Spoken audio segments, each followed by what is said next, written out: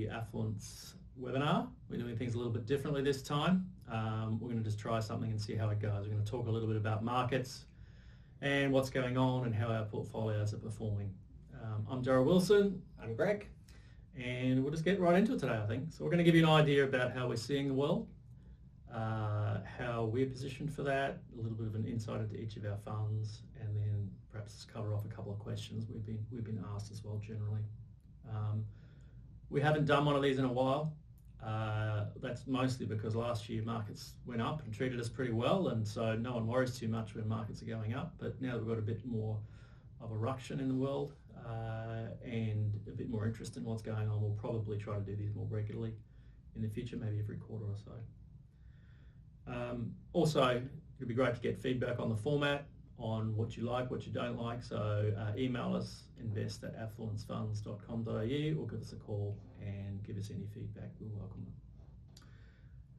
So, interesting times, Greg. Indeed. I think probably just a few macro things to cover off. We've seen this sort of a rolling market correction. I mean, mid to late last year was very kind to us as a value manager. Probably the easiest run we've had in forever. Even into the end of January, things were looking pretty good. They were. Small caps were coming back. The ridiculously expensive stuff was moderating, and it was a bit more of a normal world. Yeah. And that's probably the first time. Then it ended. Yeah, then it ended in February sometime. The ones that did have a rough time through that period were the growth managers, and so a lot of the stuff that was what we've been saying is excessively valued really since 2021, it probably reached its height, and then 2022, 23, it started to come back to normality, probably got about halfway to where we consider it to be normally valued, and then AI took off, and then all the growth stuff raced off again. So they've probably been normalising in their valuations, and we've seen this rotation into more of the stuff that we own. We actually think over time that's got a long way to go, and we welcome it. There's a couple of big things in the market. AI, until about 2 weeks ago, we're recording this on the 13th of March, just for context. Until about 2 weeks ago, AI was the big story, and I think the thing about AI is, it is introducing a huge amount of uncertainty into markets. We've spent a lot of time on that and what it might mean, and the reality is no one really knows. Certainly the growth stuff's come back a lot, and we think that's probably going to continue, although in some cases we've seen stocks halve or less in value, and they are getting to the point where we think they're worth buying. So we're looking at a few of the managers we would put money with who are more growth oriented, and maybe just starting to dip our toe in the water there a little bit. Yeah, we don't claim to have the answers, but in the sake of diversification, a better value, that's something we're happy to consider. Yeah, I think so. And look, we're working on a longer piece about AI. We may release that in the next few weeks. It's proving difficult to write, but it's quite interesting getting our thoughts down on paper. It helps with the investing process. So we're hoping to bring that to you. I think if I could summarise our view on AI at this point, it comes back to kind of whenever we see large uncertainty in the market, the reality is the market is probably overestimating the impact of AI in the short term, but we think markedly underestimating the impact of AI over the long term. And the tricky thing is really trying to work out who the winners and the losers will be. Up until 6 months ago, everyone thought software companies were going to be a big winner, and that's really flipped 180 to everyone thinking software companies will now be redundant. Which we don't necessarily agree with. No. I don't think everyone's going to run out and build their own accounting software just because they can. So, but where it ends up, we don't claim to know, but we are thinking about it. Yeah, I think that's a good point. I mean, Xero is one stock that's halved in value, and maybe we could go out and build our own accounting software and save ourselves $100 a month. That's right. Yeah. But I'm not sure our auditors are going to be happy about that. And by the time we've satisfied them, I think we'd be very happy to stick with Xero. So I think it's just a case where this stuff's probably overplayed. The more topical thing right now is the Iran war. We're a little ways into that. It is obviously making markets quite volatile. Probably, a couple of points on that. I think the general consensus is that the Trump administration wants this over pretty quickly, and I imagine they'll be pushing for that at some point. The real question is whether they've let the genie out of the bottle this time, and it's going to go on a lot longer. We had already been assuming that we're probably moving back to a higher inflation world, it's fair to say. Higher inflation, higher interest rates, certainly not going back towards, the early 2000s of the zero or zero bound interest rates. Yeah, and so I guess we were kind of positioned accordingly for that. Some of our portfolio holdings were anticipating, particularly some of the resources stuff, gold, were anticipating perhaps a higher inflation environment over time. Having the Affluence Income Trust effectively as a variable income fund, so that if the RBA increases interest rates, we should be able to increase distributions. That is kind of preparing for a higher inflation world, I guess. But that doesn't stop the short-term impact from the market. We're not immune to kind of market ructions. We hope to get through them better than most, but it doesn't mean you don't have a period of negative returns. So anyone who's been invested with us for any length of time would appreciate that. So that's probably the key things on the macro. Generally speaking, all of our portfolios were positioned. We had a great run through last year.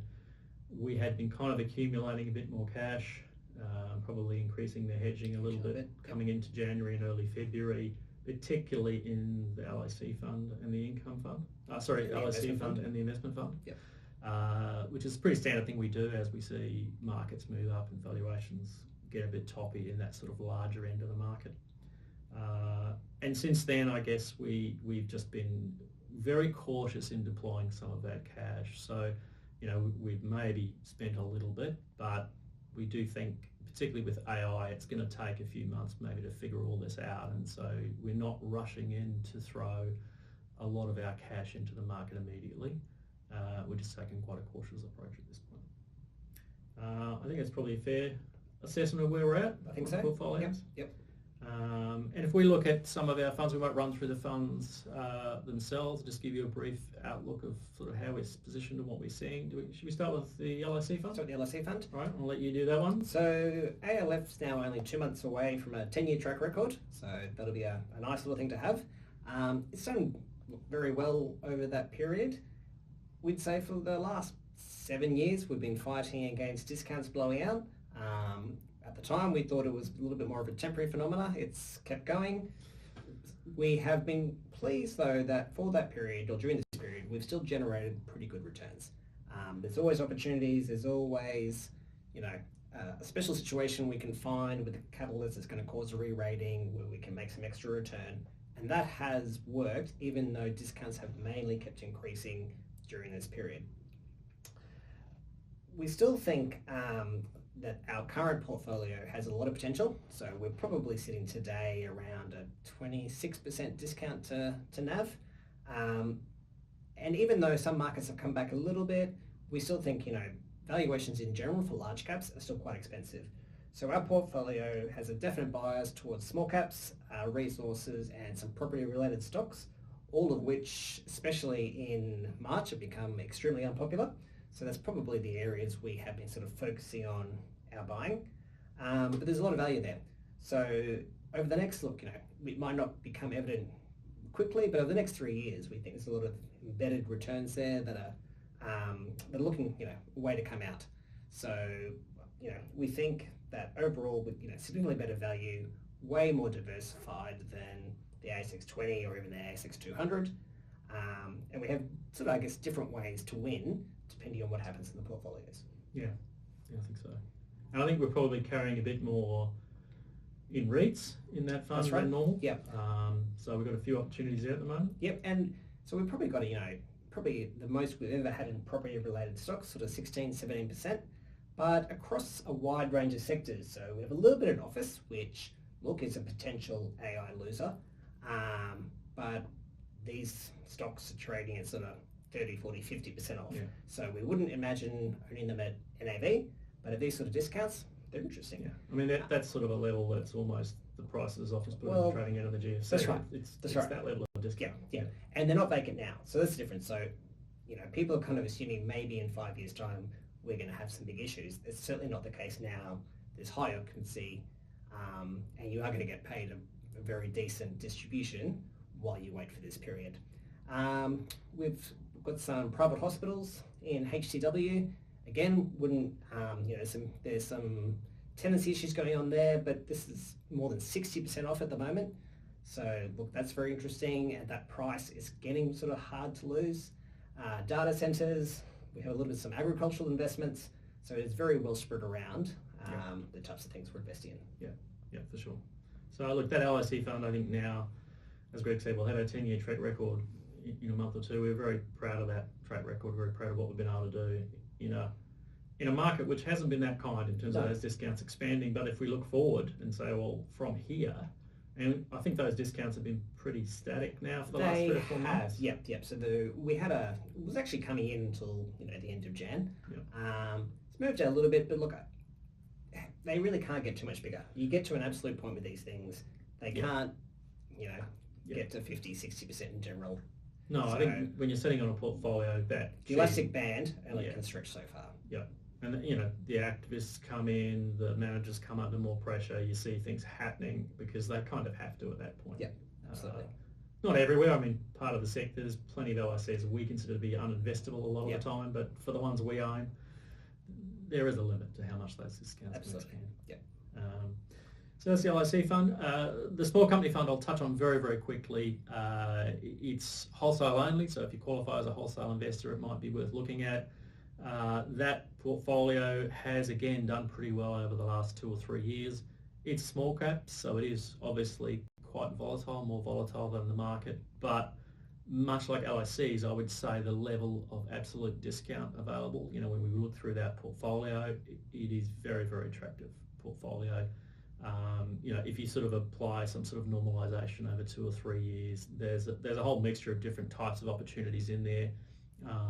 It includes a lot of direct holdings in ASX, small and micro caps, but also a few small cap focused LICs, and we also invest in a few unlisted small cap funds as well. So it's a really good way to play that small cap market if you're at all interested in that space.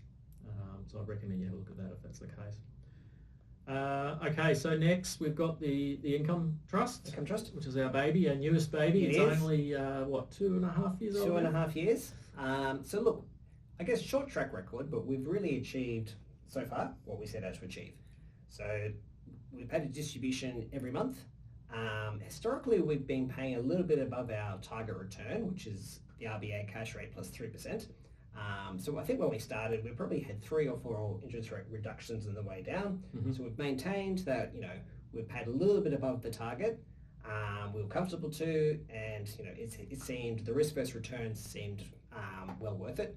We are becoming a little bit more cautious. So in February, there was a 25-point RBA increase. So we've increased our distributions by 10 points. So we're now paying at the target return, which is currently 6.85%. Look, this is a very deliberate thing. We're being a bit more cautious. We're just reducing some of the risk on us, on small positions anyway, but positions where perhaps had a little bit of higher return, a little bit higher risk. Yeah. We're not seeing any systematic risks. So obviously we all read about private credit and concerns out there. We're looking for it. We're not, we've had a couple of managers who have had some issues. We had one this month. It was only 10 points, impact to the fund in the scheme of things, so it's not a big deal. We don't believe it was systematic, but we're just more cautious on the whole sector. We could probably apply that in a way to all our funds. We're just a little bit more cautious on where we're taking risks. So a little bit more cash, a little more defensive positioning. We'll still be confident we're going to meet our target return, but we're just being deliberate in the way we take risks. We are, yeah, and I think that's very fair. I mean, and it is. There's a lot of negativity, particularly around private credit at the moment, and we think some of that maybe is justified. I guess we draw a bit of a distinction between the quality of private credit lending here in Australia and the protections that are available. And then if you look globally, I'm probably less comfortable. I don't know about you. Yes, I think it's fair. Yeah. It's just, the weight of money, the competition for lends, there's a lot more perhaps embedded gearing in some of those structures. And it just feels like it's more fragile generally. Whereas it's interesting. I think we saw a bit of a property correction, not on residential property, obviously, because it never goes down, but commercial property, 2022, 2023. Yeah, development projects, construction projects. Yeah. Yep. And that was a pretty good test for our real estate focused private credit managers in Australia. And I think there were one or two that came a little unstuck, but it was very specific circumstances. They basically done a poor job of underwriting. They had very concentrated portfolios. But all of the ones we invest with, they kind of sailed through without any real issues. They handled, I thought, very, very well. That's right. I mean, they were upfront. They said, look, we've got some issues with this project. And this was a period coming out of COVID where construction costs, you might be 30, 40, 50% higher than what you had assumed in your feasibility. Yeah. That wasn't necessarily anyone's fault. This was just the facts of it. Yeah. And they found a way through. So, and that's what could be, they were conservative enough on their lending LVRs to start with. They'd done their research, and it might not have been comfortable, but they got through. Yeah. So we do take comfort from those managers that we have that got through that. They have proved themselves to us. Yeah, I think when we talk to any manager in that space, one of the key things in due diligence is tell us about previous cycles, tell us about how you've handled downturns. Because if anyone says, I've never had a default, I've never had a problem, well, we probably run a mile, because we want someone who's, well, either they're lying or they really have never had to deal with trouble, and then either way. Yes, this is their first year in the job. We want sort of the grizzled old hands who've been through, exactly, who've dealt with this before. So that's just important. Problems aren't necessarily a bad thing. It's how the manager handles the problems and what the outcomes are that matters more. So we actually prefer those that are upfront with what's going on, very much so. And the portfolio is still very well diversified. There's no one sector that really sticks out for where we have a lot of concentration. We deliberately try and be diversified risks and correlated risks, and it's unlikely to see that one particular item would impact everything, I think.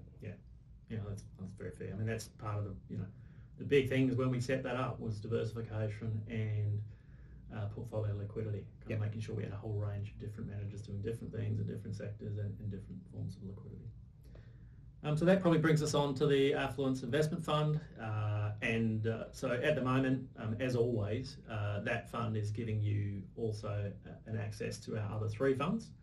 So at the moment, about 19% of the Affluence Investment Fund portfolio is invested in the LIC Fund, and about 5% each for the Income Trust and the Small Company Fund. So if you're looking for that kind of one solution for everything, that tends to be how most investors use the Affluence Investment Fund. And if you're looking for a blend of income and capital growth, it's a pretty good place to start.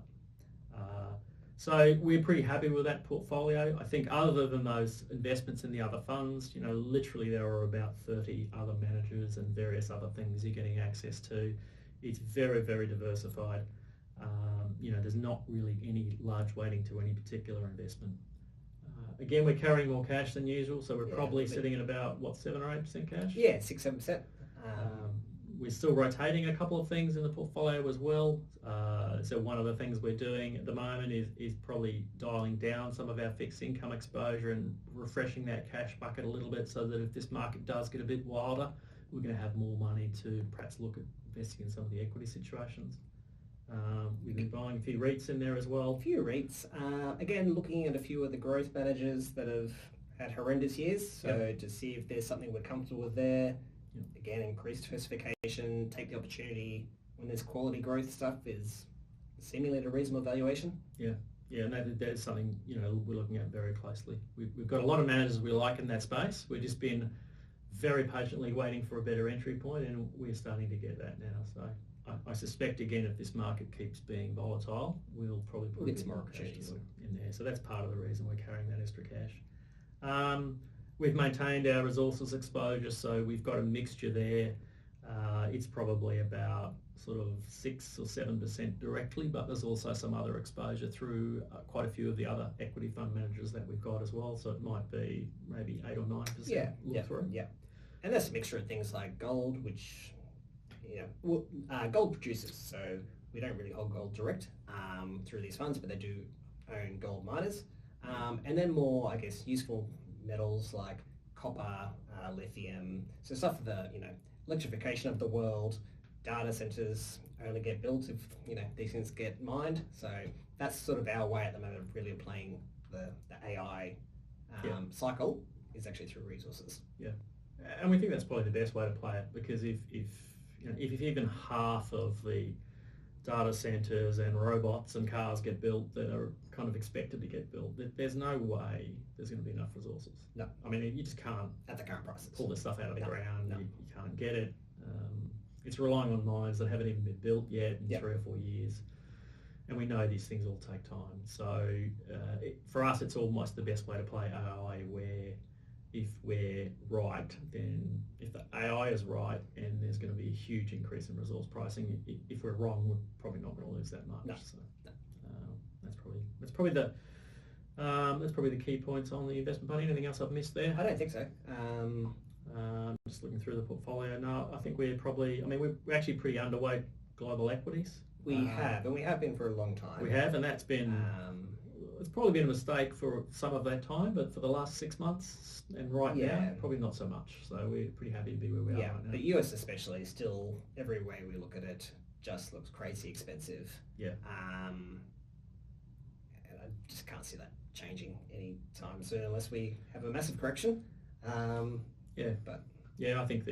think what we're watching closely out of the US is the data center build out, because everyone's talked about this, so I won't harp on it, but the amount of money being committed by the large tech companies to AI CapEx is huge. There's now a whole circular transactional loop going on where some are funding others, and that has all the hallmarks of the late 90s and early 2000s. So that's probably the one thing we look at that could bring that US market undone a little bit. Whether it will, how long it'll take, don't know, but it does make us cautious. So I think just to kind of bring that all together, I think we're pretty happy with the portfolios where we sit. We're pretty reasonably placed. We've got some cash. We are being cautious because, not so much because of the Iran war situation, but because of the uncertainty around AI, and we just want to take our time to get our head around what that's going to mean in the near term, and we don't think there's any great hurry here. So we're sitting on that pile of cash and deploying it slowly. And we've always been, one of the few advantages investors have in this market of just in time, everything's got to have a payback of 2 months, is if you can afford to be patient and look at things over a sort of a 2 or 3 year period. I think you have a lot more opportunities. We've got a huge natural advantage over, and it gives you a lot more clarity. If you can look at something and say, well, look, this should probably be valued at that. And if I can afford to wait, say 3 years, that will probably happen. It makes some of these investment decisions a lot easier. Much easier. I think so. That's probably important. In summary, those existing portfolios, we're very, very happy. I think if you have any questions, obviously you're always free to give us a bell, talk to Melinda, myself, Greg, send us an email, whatever you like. We did ask for questions, and we had a few questions. We've dealt with a few of them on the way through. We had a couple on private credit. We've dealt with those. We had a couple of others around distributions and franking credits. So I guess distributions first. Each of our funds has a distribution target. The income trust is basically the RBA cash rate plus 3%. It's the most defined in a way. It's very defined, and it's paid monthly, and it does generally, the aim is that we move it up or down as the RBA increases or reduces rates. So at the moment the market's kind of flipped. Late last year they were thinking some rate cuts. Now the market's flipped to perhaps a couple, maybe two. Some people say three. Some people say three. So again, that bodes well for us to perhaps grow that distribution if that actually happens, because most of the debt that fund's invested in is floating rate, and so basically it goes higher, the returns go higher if the interest rates increase. The other funds generally aim for 5% per annum, and they've all kind of beaten that target, but the way we've dealt with that in the past is to pay either monthly or quarterly, depending on the fund, at about 5% per annum, and then in June we normally look at the result and the tax situation, and we might pay a higher amount in June. One of the things we're looking at is whether we perhaps increase those regular amounts a little bit and make them slightly higher, but less emphasis on that June special distribution, and we'll be thinking about that over the next couple of months. We may have some more news on that, in the meantime, we always say to people, if you just assume 5%, that's our minimum target, and if we can do better, we definitely will. Yep. And similarly, we get a few questions on franking credits. They're less predictable, but because all of our funds are essentially unlisted trusts, the way that works is whatever franking credits we accrue. So the funds themselves obviously don't pay tax because they're like ETFs or all managed funds. They're called flow-through vehicles. And so as an investor, you get a tax statement at the end of the year, and that sets out what tax you have to pay on the distributions that you've got. And so whatever franking credits we accrue in those funds during the year, it could be that we get a dividend from a listed company or a distribution from another trust or another managed fund. Whatever they happen to be, we accrue them all, and they all get paid out to you at the end of the year in the same proportion as distributions.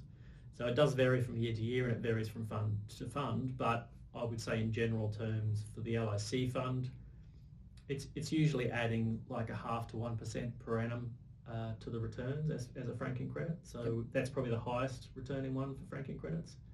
And then the investment fund and the small company fund, maybe about half that, so maybe 1/4 to 0.5% in extra return. So there's a little bit extra. We say treat that as a bonus as they come through on your tax statement, and hopefully that helps with any tax bill you've got. The income trust, because it's all fixed income, essentially doesn't have any franking credits, so it's all cash income. So that's that. I think that's probably all I had. We happy with that? Yep, perfect. Jolly good. All right. Thank you very much for your time. Again, please send us through some feedback, positive and negative. We'll take anything. It's helpful for us planning out future webinars and these sorts of things. So thanks for your time, and we'll talk to you all again soon. Thank you.